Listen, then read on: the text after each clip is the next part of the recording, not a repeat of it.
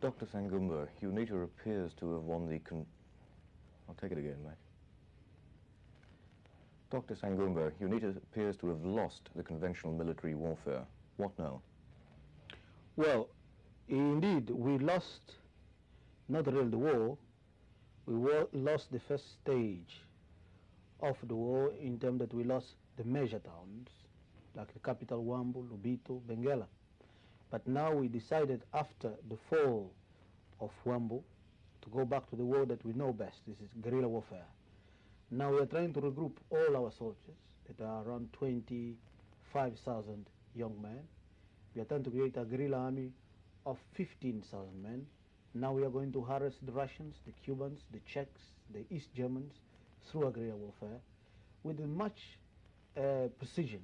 I mean that the target of our operation are going to be on the towns, not in the villages, not in the countryside.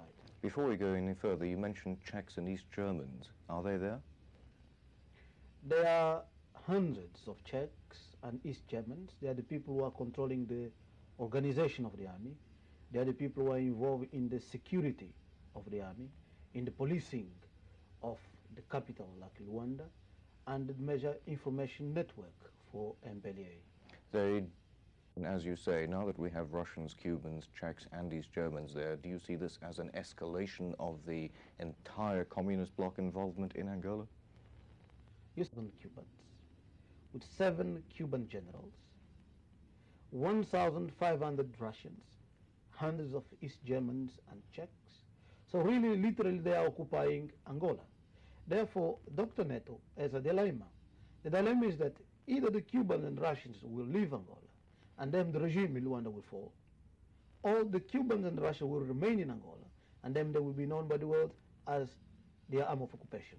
Therefore, it is why... From a strategic point of view, how are you going to channel this aid to your guerrilla war?